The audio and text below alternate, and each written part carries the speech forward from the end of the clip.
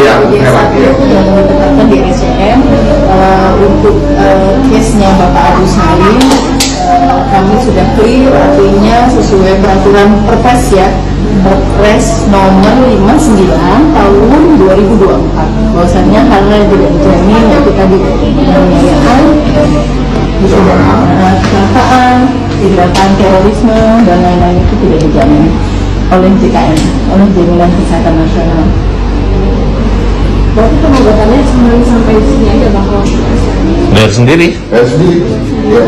Jadi udah jelas tadi kita udah diskusi dengan BPJS, dengan Humas Cipto, bahwa mereka menerangkan tidak ada biaya dari negara untuk pengobatannya Agus. Ya, karena sebagian kan netizen atau teman-teman kecuali LPSK semuanya, mereka mengatakan pakai BPJS saja, katanya Agus pakai BPJS nya, ya betul kan?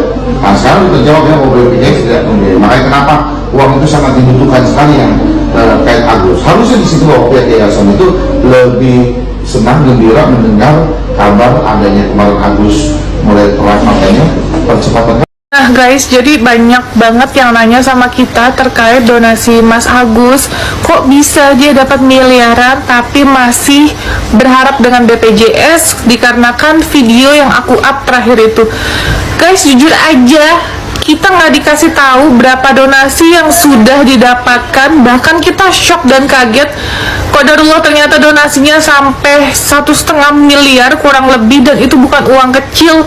Kok bisa masih berharap dengan BPJS? Kenapa nggak langsung ditangani Pak Agusnya supaya mendapatkan penanganan rumah sakit dan dokter yang terbaik gitu loh? Kan dengan uang segitu bisa melakukan perawatan yang maksimal untuk Pak Agus. Kan donasi juga untuk Pak Agus gitu. Aku juga bingung kenapa tidak dipergunakan dengan baik dan masih ngarep BPJS. Uang miliaran loh guys. Zaman sekarang uang segitu susah banget dicari.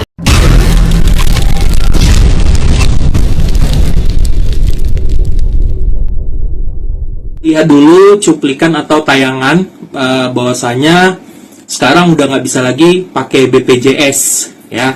Jadi tadi kita sudah ketemu salah satu VT dan sepertinya ini sudah banyak di sosmed. Kita lihat dulu cuplikan di atas ya. Nih. BPJS 1 yang ditetapkan di RSCM. Untuk case-nya Bapak Agus Salim, kami sudah clear, artinya sesuai peraturan Perpres ya, Perpres nomor 59 tahun 2024, bahwasannya hal-hal yang tidak dijamin yaitu tadi penganiayaan, kecelakaan, kejahatan terorisme dan lain-lain itu tidak dijamin oleh JKN, oleh Jaminan Kesehatan Nasional. Bayar sendiri. Ya. Jadi udah jelas tadi kita udah diskusi dengan BPJS. Nah, teman-teman udah lihat ya, kita nggak perlu lihat sampai habis. Intinya banyak netizen itu menyalahkan Agus gitu kan, karena kemarin itu tidak fokus pada pengobatan tapi malah fokus pada laporan ke Polda, pada stasiun TV, undangan gitu kan untuk diwawancara dan segala macam. Jadi berbeda ya tampilan Agus sekarang ya yang di video tadi itu. Gimana pendapat kalian? Mungkin ada pendapat, boleh komentar ya, aku lihat ya. Justru terkait uang donasi Agus Salim dan Pratiwi Novianti semakin merembet kemana-mana. Farhad Abbas dan Denny Sumargo bahkan sempat berseteru gara-gara kasus donasi Agus yang jadi korban penyiraman air keras tersebut. Sebagai ketua yayasan yang menggalang donasi buat Agus Salim, Novi sama sekali tidak menyangka jika kejadiannya akan seperti ini. Dia mengatakan bahkan semua berjalan baik-baik saja. Jujur, kalau misalnya dibilang awal mulanya seperti apa, sebenarnya semua berjalan dengan baik, kata Pratiwi Novianti. Niat tulus Pratiwi Novianti yang ingin membantu Agus yang disiram oleh air keras itu yang membuat hatinya terketuk untuk menggalang donasi.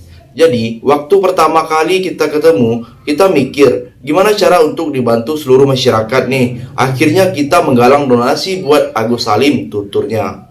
Jadi, bagaimana tanggapan kalian? Tinggalkan komentarnya di bawah. Agus orang sakit, lihatlah keadaan aku. Setelah BPJS-nya ditolak, barulah merengek ya sama Teh Novi, minta dijenguk lah. Karena memang korban kriminal itu nggak bisa berobat pakai BPJS. Dulu aja kamu sudah dijadwalkan ya untuk apalah check up atau apalah operasi sama Tenopi, kamu malah pergi ke podcast. Bukannya berobat. Sekarang giliran sudah ditolak barulah Agus sedih lagi kan, sedih banget lagi gitu lah. Jadi udahlah Gus, jangan dengerin bisikan setan. Udahlah fokus sama pengobatan. Toh Tenopi juga masih terbuka loh. Udah masih menawarkan kalau mau berobat itu masih. Saya rasa Tenopi masih mau membantu. Jadi sudahlah, penyesalan itu gak datang di depan, Gus. Saya juga merasakan gimana rasanya gak bisa melihat. Gimana rasanya cuman bisa melihat pakai mata sebelah, dan itu pun minim. Takutnya mental kamu gak kuat. Ya amit-amit lah misalkan kamu nanti matanya makin parah, jadi gak bisa melihat dengan jelas. Kebanyakan orang itu, bukan kebanyakan ya apa, ada beberapa orang itu nggak sanggup Gus, nggak sanggup menerima keadaan. Takutnya nanti kamu jadi ODGJ. Mending kalau kuat lah gitu, bisa menerima keadaan. Katakanlah amit-amit ya, menjadi buta. Mendinglah kamu bisa menerima itu. Kalau kamu nggak bisa menerima, mental kamu nggak kuat gimana Gus? Jadi sudahlah, damai. Jangan dengarkan bisikan-bisikan setan. Udahlah, mendingan sekarang berobat, fokus lagi berobat, maksimalkan gitu pengobatanmu ya. Udahlah, hentikan perdebatan ini nggak guna. Kalau kamu menang apa gitu yang kamu dapat? Kamu kalah ya apalagi gitu kan? Sudahlah, jangan terkesan seperti berebut duit. Fokus aja. Toh duit juga nggak kemana-mana Gus. Saya kasihan loh. Saya mengalami dan merasakan apa yang kamu rasakan. Jadi takutnya gitu lah Gus. Nanti kamu nggak bisa menerima keadaan kamu yang seperti itu. Ya. Semangat Gus. Tapi semangat untuk berobat lagi ya.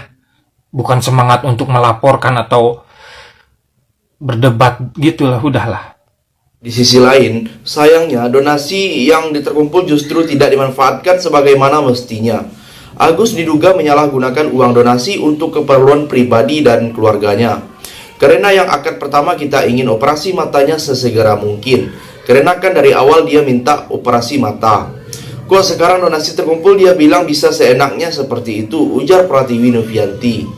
Sebagai pihak yang menggalang donasi, Novi merasa bertanggung jawab dan mendesak Agus untuk memberikan transparansi. Sayangnya, langkah Novi tersebut membuat keadaan semakin memburuk. Pratiwi Novianti dilaporkan Agus Salim atas dugaan pencemaran nama baik. Jadi, bagaimana pendapat kalian? Silahkan tulis komentarnya di bawah. Sekarang semuanya, mereka mengatakan pakai BPJS saja, katanya Agus pakai BPJS. Maaf untuk Pak Krisna ya, Pak Krisna Mukti. Saya komen sedikit. Kemarin si Agus ini pernah bilang mau fokus pakai BPJS. Itu setelah ada donatur 1,3. Dia masih bersikeras pakai BPJS. Ditambah lagi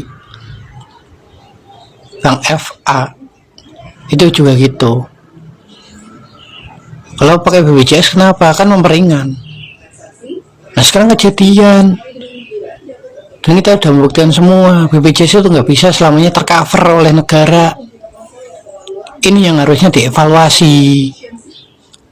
Udahlah, nggak usah bikin statement sana sini, duduk bareng gitu loh, nyari perdamaian.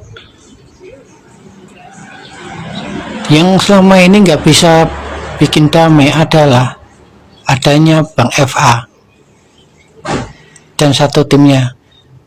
Itu kalau pengen perdamaian, biarkan mereka nggak boleh ikut campur, duduk bareng bersama kedua belah pihak, cari jalan tengah yang baik. Kalau Tenovi disuruh ke sana itu salah. Harusnya kalian yang harusnya ke sana. Yang terakhir, Saat disinggung apakah dirinya menyesal telah membantu orang yang kini justru melaporkannya ke polisi, jawaban Novi justru di luar dugaan. Saya nggak menyesal karena saya percaya segala sesuatu itu udah ketentuan Allah, ucap Novi. Novi bahkan masih menghubungi Agus Salim untuk tetap menyuruhnya berobat dan melakukan operasi matanya yang disiram oleh air keras. Tetapi Agus malah tidak merespon panggilan dari Novi tersebut. Sampai saat kita hubungi, kita telepon, kita WA nggak ada respon sama sekali. Sampai kita bersurat ke rumahnya untuk, ayo ini uangnya udah di kita nggak ambil dan saya pastikan uangnya sampai detik ini masih utuh, ucap Novi.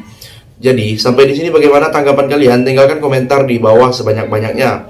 Saya dari channel YouTube Segudang TV, pamit, sampai jumpa.